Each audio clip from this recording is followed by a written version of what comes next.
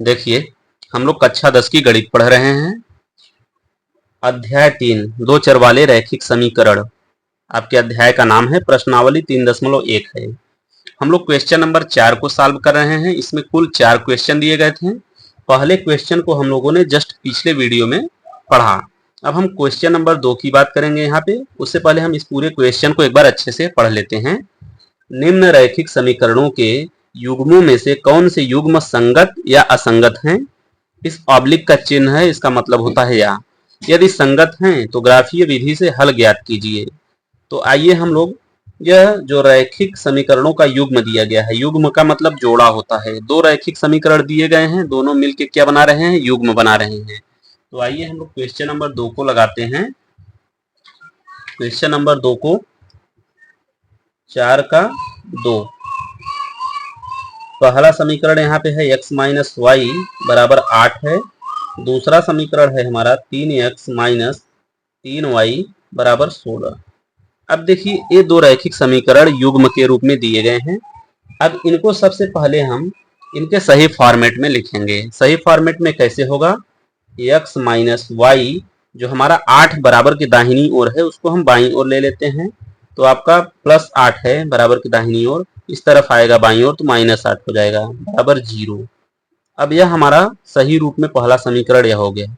अब दूसरा समीकरण हमारा क्या है? 3x है माइनस 3y। यहाँ तक तो सही है, लेकिन बराबर 16 जो दिया गया है, उस 16 को हम क्या करेंगे? बाईं ओर लेके आएंगे, तो माइनस 16 बराबर 0 हो जाएगा। यह हमारा समीकरण 2 हो गया।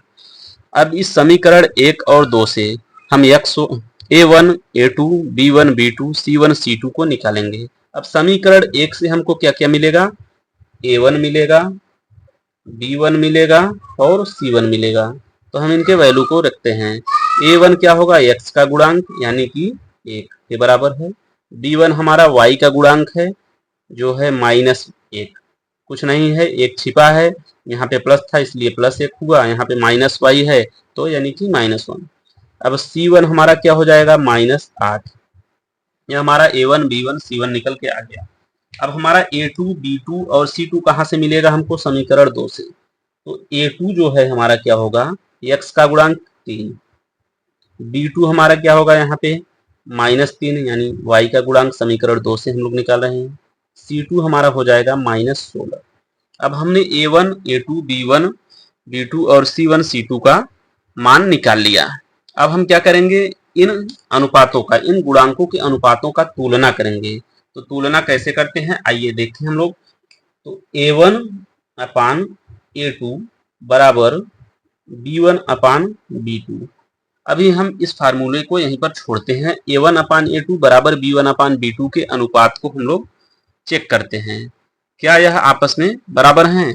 तो आइए चेक कर लेते हैं। इनकी वैल्यू को फटाफट रखते हैं हम लोग। तो a1 हमारा जो है क्या है? 1 के बराबर है, तो हम लोग a1 के मान को रखेंगे। a1 हमारा क्या है? 1 है। a2 हमारा क्या है? 3 है बराबर b1 हमारा क्या है? -1 है और b2 हमारा क्या है? -3 है। अब देखिए, जब माइनस से माइनस को हम ऊपर नीचे काट देंगे तो 1/3 बराबर 1/3। इसका मतलब क्या है? a1 अपान a2 बराबर है किसके? b1 अपान b2 के। अब देखिए, हम लोग यहीं पर चेक कर लेते हैं, क्या इनके बराबर c1 अपान c2 भी है? तो c1 अपान c2 को बराबर करने के लिए आइए c1 अपान c2, अब इसके मान को भी हम लोग रख देते हैं यहाँ पे नीचे। तो c1 हमारा क्या है? -8 है। c2 हमारा क्या है? -16 है। अब माइनस से माइनस को काट देंगे, ऊपर नीचे से कट गया। अब 8 एक नम 8 दूनी 16।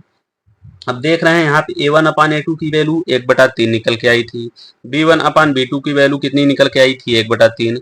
लेकिन c1 अपान c2 की वैल्यू कितनी निकल के आ रही? 1/2। तो इसका मतलब यह हुआ कि a1 अपान a2 बराबर है किसके? b1 अपान b2 के। लेकिन c1 अपान c2 इनके बराबर नहीं है, तो यहाँ पे हम क्या कर देंगे? Not is equal to. तो a1 अपान a2 बराबर b1 upon b2 not is equal to c1 upon c2।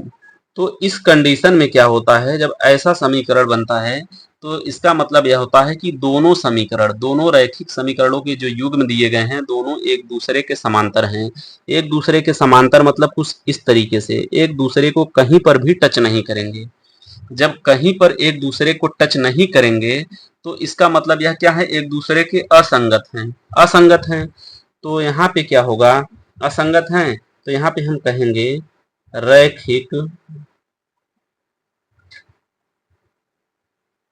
समीकरण का युग्म असंगत है। असंगत है यानी इनका कोई हल नहीं होगा, इनका कोई हल नहीं होगा। अब देखिए यह तो हमने लिख दिया। अब यहाँ पे हमसे क्वेश्चन में क्या किया था, पूछ रहा था कि रैखिक समीकरणों के युग्म में से कौन सा युग्म संगत या असंगत है। यदि संगत है तो ग्राफीय विधि से हल ज्ञात कीजिए। यदि संगत है, सिर्फ कहा है यदि संगत है तो ग्राफीय विधि से हल ज्ञात कीजिए, लेकिन यहाँ पे हम देख रहे हैं रैखिक समीकरणों के युग्म जो हैं संगत नहीं है, यह क्या है, असंगत हैं। क्यों? क्योंकि ये दोनों समांतर हैं एक दूसरे के, कहीं पर भी एक दूसरे को टच नहीं करेंगे, इनका कोई हल नहीं होगा। तो इनका ग्राफीय विधि से हल नहीं ज्ञात करना है, हमें ग्राफीय विधि से सिर्फ उनका ज्ञात करना है। यदि यह संगत होता तो हम ग्राफीय विधि से इसका हल निकालते। तो उम्मीद करते हैं सवाल अच्छे से आप लोगों को समझ में आया होगा। वीडियो को ज़्यादा से ज़्यादा लाइक करें, शेयर करें, चैनल को सब्सक्राइब करें। मिलते हैं नेक्स्ट वीडियो में। Take care, bye.